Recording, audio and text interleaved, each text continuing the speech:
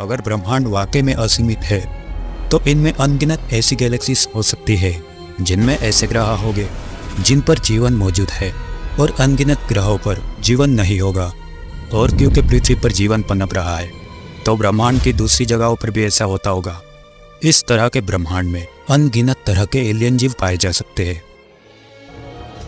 इसका मतलब ऐसी कोई और भी जगह जरूर होगी जहाँ पर हमारे जैसी गैलेक्सी होगी और उस पे हमारी पृथ्वी जैसी पृथ्वी होगी और उसमें होंगे इंसान, उसमें आपका ही कोई और रूप हो सकता है। अगर ब्रह्मांड असीमित होता है और ये फैल रहा है तो ये किस में फैल रहा है और ये किससे फैलना शुरू हुआ था? ब्रह्मांड की कोई सीमा कभी थी भी या नहीं? किस्मत से इस बात का जवाब यह है कि इस सवाल को पूछना ही बेतुकी बात है। यहाँ हर चीज फैल रही है, यानी ये ब्रह्मांड भी जिसमें हम लोग रहते हैं, तो इसका मतलब ये किसी चीज में नहीं फैल रहा है बल्कि यही सब कुछ है। ये जानने के लिए कि एक असीमित ब्रह्मांड में क्या होता है हमें फिर से बिग बैंग को समझना होगा। हमें लगता है कि बिग बैंग अंतरिक्ष में हुआ धमाका था, जैसे वो किसी जगह पर हुआ था, लेकिन बिग बैंग से पहले तो कोई जगह थी ही नहीं। अंतरिक्ष तो सिर्फ बिग बैंग के अंदर मौजूद था। तो ये अंतरिक्ष में हुआ कोई धमाका नहीं था बल्कि ये अंतरिक्ष का धमाका था। हमें अक्सर बताया जाता है कि बिग बैंग के वक्त ब्रह्मांड बहुत ज्यादा छोटा था और बाद में ये बड़ा होने लगा, लेकिन एक सीमित चीज भला असीमित कैसे बन गई? क्योंकि अगर ये ब्रह्मांड असीमित है तो ये बिग बैंग के वक्त भी असीमित होगा। इस बात को समझना बहुत ज्यादा मुश्किल है। इस बारे में ऐसे सोचिए कि एक असीमित ब्रह्मांड में गैलेक्सीज कभी खत्म नहीं होती और अब सभी गैलेक्सीज के बीच में बहुत ज्यादा दूरी है, लेकिन एक वक्त ऐसा था जब गैलेक्सीज बहुत पास में थी। आज वो जहां है उससे लगभग आधी दूरी पर, लेकिन तब भी गैलेक्सीज और ब्रह्मांड असीमित थे। एक सपाट ब्रह्मांड में स्पेस शुरुआत से ही असीमित था। हो सकता है कि स्पेस में सिर्फ एक ऐसी जगह नहीं थी जहां पर बिग बैंग हुआ था, बल्कि वो हर जगह पर हुआ था। असीमित ब्रह्मांड में असीमित संभावना होती है, पर स्पेस का कोई छोर नहीं है। लेकिन एक अलग किस्म का छोर हो सकता है जो तब सामने आएगा जब ब्रह्मांड खत्म हो जाएगा। हम एक असीमित और फैलते हुए ब्रह्मांड में रहते हैं जहां स्पेस का कोई छोर नहीं है जो खत्म नहीं होता। लेकिन हमारे ब्रह्मांड की एक अलग किस्म की सीमा हो सकती है जो कि है समय की सीमा। हमारे मुताबिक ब्रह्मांड की शुरुआत 1380 करोड़ साल पहले हुई थी, तो इससे ऐसा लगता है, बल्कि ऐसा पता चलता है कि समय में इसकी एक सीमा है जिसे हम लोग बिग बैंग कहते हैं। वो जहाँ तक हमें लगता है इस ब्रह्मांड की शुरुआत है, यानी बीते कल में इसकी कोई सीमा जरूर थी। तो भविष्य में इसकी सीमा क्या होगी? हमें लगता था कि वक्त एक दिन एक बड़े ज़लज़ले के साथ खत्म हो जाएगा। साथ में सारे ग्रह, गैलेक्सीज और ब्रह्मांड के सारे जीव खत्म हो जाएंगे। अगर हमें पता है कि बिग बैंग हुआ था, अगर ब्रह्मांड की शुरुआत हुई थी और वो फैला, ठंडा हुआ, तो हमारे मन में ये सवाल आता है कि क्या कभी ये फैलाव बंद होगा, उल्टा होगा, यानी एक बिग क्रंच होगा। बिग क्रंच में हमारा फैलता हुआ ब्रह्मांड वापस सिकुड़ने लगेगा।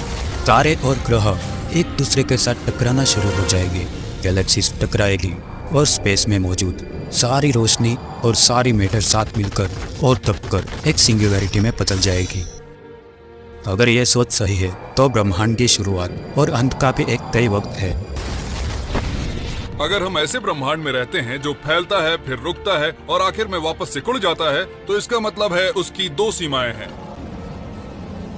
शायद जो अंत होगा वही शुरुआत भी हो, और ये ब्रह्मांड शायद ऑक्सीलेटिंग यूनिवर्स है। बिग बैंग से इसकी शुरुआत होती है, फिर ये आखिरी हद तक बढ़ता है, फिर बिग क्रंच के साथ वापस सिकुड़ता है और बार बार यही करता है।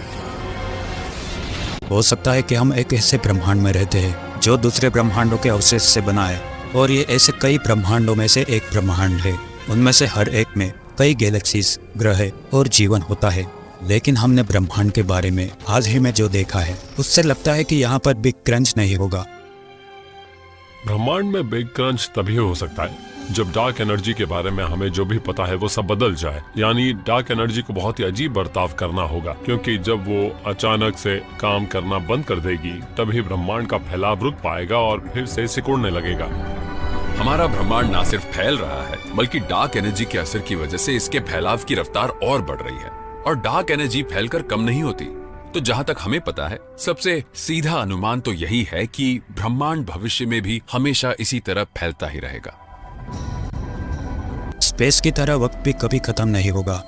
आपको लगेगा कि यह ब्रह्मांडों में पनप रहे जीवन के लिए एक अच्छी बात है, लेकिन ऐसा नहीं है।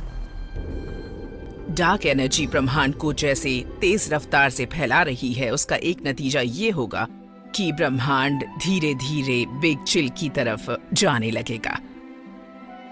ऐसे कहना चाहिए हम बिग चिल की तरफ जा रहे हैं। तो ब्रह्मांड धीरे धीरे ठंडा और ठंडा होता जा रहा है, साथ ही ये और फैलता भी जा रहा है। तो हमारे ब्रह्मांड के लगातार और हमेशा फैलते रहने की वजह से हो सकता है कि खुद वक्त का ही एक बहुत बुरा और दुखद अंत हो। इस वजह से ब्रह्मांड में एक ऐसा वक्त आएगा जब यहाँ गर्मी नहीं बचेगी, और तब अगर आप बाहर निकल कर देखेंगे तो आसमान में तारे नहीं होंगे, वहाँ आपको कुछ भी नहीं दिखेगा। एक दिन ऐसा आएगा जब ब्रह्मांड का आखिरी तारा भी हमसे दूर जाकर आसमान में गायब हो जाएगा।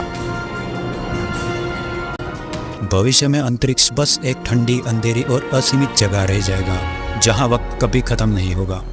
लेकिन भले ही ब्रह्मांड की कोई सीमा नहीं है, लेकिन क्या ब्रह्मांड के अंदर कोई सीमा हो सकती है? अगर आपको ब्रह्मांड के आखिरी छोर पर जाना है तो सबसे पास के ब्लैक होल को ढूंढिए और उसमें कूद जाइए, पर वहां से वापस नहीं आ पाएंगे। अगर आप इस सीमा के पार गए तो वापस नहीं आ पाओगे। अप्रैल 2019 एस्ट्रोनॉमर्स के एक अंतर्राष्ट्रीय दल ने एक खास तरह का ऐलान किया। हम आपको बताना चाहते हैं और हमें ये बताते हुए बहुत खुशी हो रही है कि हमने एक ब्लैक होल की तस्वीर ली है। ये रही वो।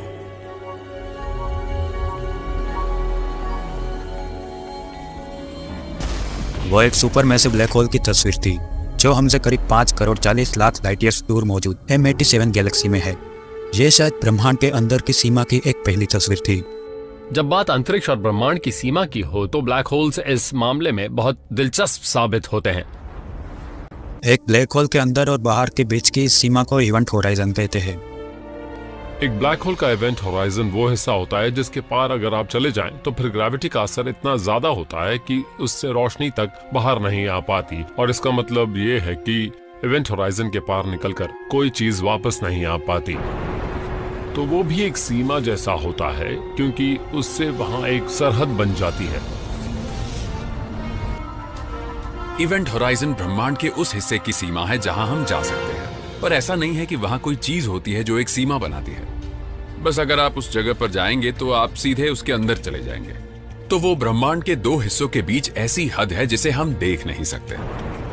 अगर हम किसी ब्लैक होल में एक अंतरिक्ष यान भेजेंगे तो वो कभी वापस नहीं आएगा। तो ब्लैक होल्स के इवेंट होराइजन्स की सीमा की तरह होते हैं, क्योंकि जैसे ही आप होराइजन के पार जाते हैं वैसे ही आप बाकी ब्रह्मांड से कट जाते हैं। आप कभी वापस नहीं आ पाते, आप ब्रह्मांड से बाहर चले जाते हैं, एक ऐसी जगह पर जिसके बारे में कोई नहीं जानता। अगर आप उस हिस्से के अंदर गए तो आप कभी वापस नहीं आ पाएंगे, इसलिए वो एक सीमा जैसा ही है। जैसे ही वो यान ब्लैक होल में जाएगा वो अंतरिक्ष के एक अलग ही हिस्से में पहुंच जाएगा और बाकी के ब्रह्मांड से कट जाएगा। एक ब्लैक होल के इवेंट होराइजन के अंदर जाना मतलब एक पहाड़ी से नीचे कूदने जैसा है।